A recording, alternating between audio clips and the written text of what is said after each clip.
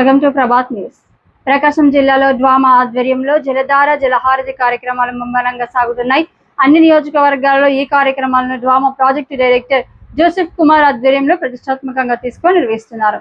తద్వారా వాన నీటిని ఒడిసి పట్టడం, భూగర్భ జలాల పెంపుదల, కాలువల ద్వారా భూములను సాగు చేయడం తదితర లక్ష్యాలను నిర్దేశించుకున్నారు. గురువారం సంతనూతనపాడు నియోజకవర్గం నాగులుప్పలపాడు మండలం చిర్వానుపాలపాడు గ్రామ పరిధిలో జలధార జలహారతి కార్యక్రమం నిర్వహించారు. ఇందులో భాగంగా చేపట్టిన పంట కాలువల పునరుద్ధరణ పనులను శాసనసభ్యులు బిఎన్ విజయ్ కుమార్ తో కలిసి జిల్లా కలెక్టర్ పి రాజబాబు ప్రారంభించారు. పనుల విషయానికి వచ్చినప్పుడు చెరువులకు నీటి ప్రవాహాన్ని చేరువ చేసే లక్ష్యంతో 5 ఫీడర్ కాలువ పనులు చేపట్టినట్టు తెలిపారు.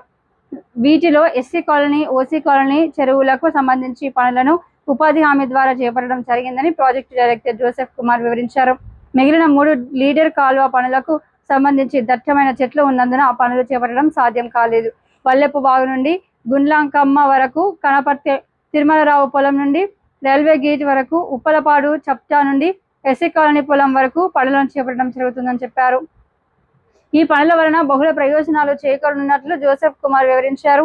వల్లెపు వాగు నుండి గుండ్లకమ్మ చెరువు వరకు చేపట్టే పనుల ద్వారా గుండ్లకమ్మ వరద నీటి ప్రభావం కారణంగా వ్యవసాయ భూములు ముంపునకు గురి కాకుండా రక్షించడం జరుగుతుందన్నారు.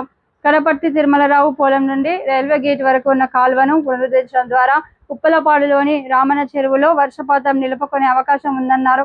ఉప్పలపాడు చప్టా నుండి ఎస్సీ కాలనీ వరకు ఉన్న కాలువను పునరుద్ధరించడం ద్వారా పాత ఉప్పలపాడు ఎస్సీ కాలనీ వరకు వరద నీటి ప్రవాహాన్ని చెరువుకు నింపే అవకాశం ఉంటుందని వివరించారు. ఈ పనులను సత్వరం చేపట్టనున్నట్లు తెలిపారు. ఈ కార్యక్రమంలో Ongole RDO Chandrashekar Naidu, irrigation SC Shrimati Varalakshmi, స్థానిక తహసీల్దార్, ఎంపీడీఓ, వివిధ శాఖల మండల స్థాయి అధికారులు పాల్గొన్నారు.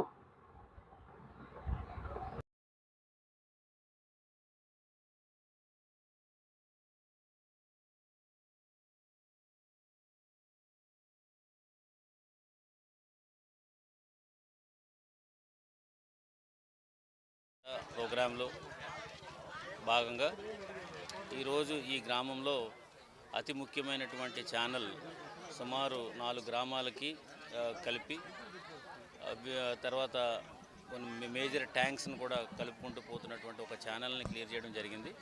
లాస్ట్ టైం ముంతాజ్ తుఫాన్లో మనకి ఈ ఛానల్స్ అన్నీ కూడా క్లియర్గా లేకపోవడం వల్ల ముంపుకు గురవడం జరిగింది. అందులో భాగంగా ఈరోజు ఈ జలధార జలహారతి కింద టేకప్ చేసినటువంటి సుమారు 5 కిలోమీటర్ల వరకు ఉన్నటువంటి ఛానల్ని ఈరోజు క్లియర్ చేయడానికి మనము ప్రయత్నిస్తున్నాము.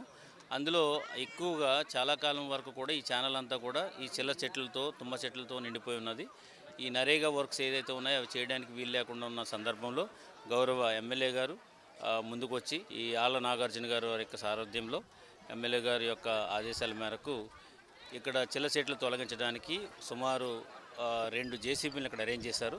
సో ఇది ఒక మంచి పరిణామము. సో దీని ద్వారా ఈ పెద్ద చెట్లన్నీ కూడా తొలగిస్తే మన నరేగా వర్క్స్ కూడా చేసుకోవడానికి అవకాశం ఉంటుంది. త్వరితగతిన ఈ ఛానల్ ఫామ్ చేయడానికి అవకాశం ఉంటుంది. వర్షపు నీళ్ళు, ఈ వాగులు ఇవన్నీ మన కుంటలు, దాని తర్వాత నదిలోకి లేకుంటే చెరువుల్లోకి వెళ్ళడానికి చాలా కాలువలు